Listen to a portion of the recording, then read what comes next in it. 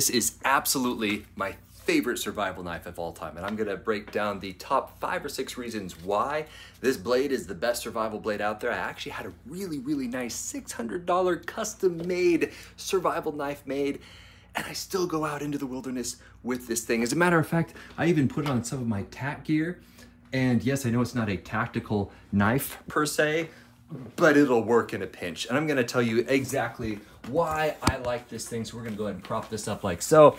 By the way, if you ever do any kind of knife training, shock knife is awesome. If in fact you can afford it. I know they're for military and police mostly, but anyway, back to the actual knife itself. So what I'm looking for in a survival knife is the following. First of all, full tang. I don't want a folding blade. I want a knife that goes all the way through.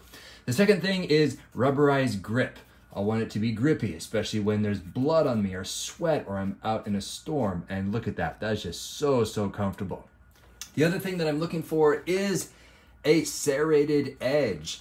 Now I'm gonna compare it side by side for a moment with this beautiful knife. This is about $650. I had this custom made. It is so comfortable, it feels so nice. And it's a survival knife, but really I would not take this out into the wilderness. Well, simply because it doesn't have some of these features that I find on this thing. So the other thing that I'm looking for besides the serrated edge is this little part right back here. So if we were to go back to the sheath for a moment, you can see that this pops out, and this is actually a flint. And so if I were to use this edge, it's gonna eventually compromise my edge, and I don't want that. So instead of doing it this way, we can flip it around and use this portion right there to actually start a fire. That I absolutely love. That was so smart of them to put this robust piece of it's just a chunk of metal right back there, that flint. That is just so cool. Or right there, it flashes against this flint. The other feature that I like, this looks like the end of a hammer, doesn't it? Exactly. This is wonderful for pummeling, smashing things down, whether it's herbs or whether you have a nail that you want to smash in, you could use that.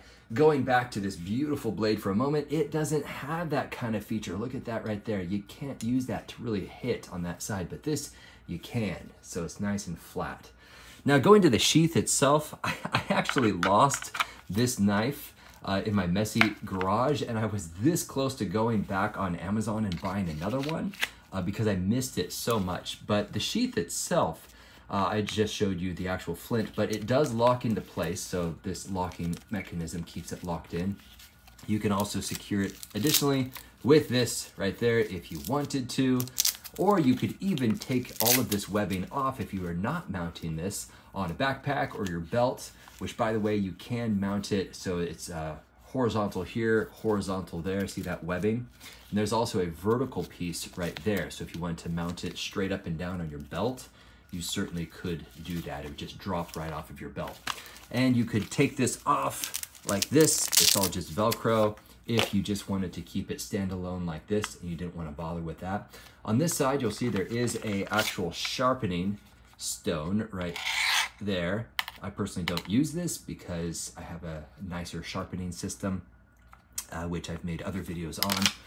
But the last feature I want to point out that makes this an absolutely phenomenal survival knife is, see that hole right there? Well, see that hole and that hole? Yeah, that means that you can actually take some paracord and lash this to the end of a stick of some kind, because that are the anchor points that go all the way around. There's a lot of survival knives that don't have those holes, and I absolutely love that feature right there. Like, let's say for example you tried to lash this thing, you could start with that hole and you could go around like so, but once you get to up to here, as you're spiraling around kind of like a candy cane trying to put this on the end of a stick, or let's say you wanted to create a snare, you wanted to kill some prey with this, this just stays so much more secure when you are using those 3 holes. The last thing is, yes, this is sponsored by Grylls. I know he gets a bad rap for kind of being that survivalist guy who tends to spend his nights in a hotel and then he goes out and dramatizes things. I mean, I don't count it against his character at all. I just actually count it against his producers that designed the show. It's their job to dramatize things. So the guy himself, I've actually met him before. He's pretty legit. He really, really is. But it's the producers of these TV shows that try to dramatize things that give him kind of a bad rap. So, you know, the fact that I'm going around and advertising for him every time I hang this off of my equipment, I don't really appreciate that. I wish that Gerber would just come out with a version of this that is just all black, like tactical black. I think they kind of have a green version of this as well, but it doesn't come with the actual case. The only one that comes with the case is this orange version like this. And speaking of the case, we also have some cute little things on the back. If you are bored sitting around the campfire and you want something to read, you could certainly have fun with that. Overall, 5 out of 5 stars. This is my favorite survival knife for all of those reasons right there. It's full tang, rubberized grip. It's got the flint. It's got a way to flash it against the flint. It's got that pummeling right there. It's got holes 1, 2, and 3. And I just can't say enough about this. It's reasonably priced. It's lightweight. I love it. Fantastic survival knife.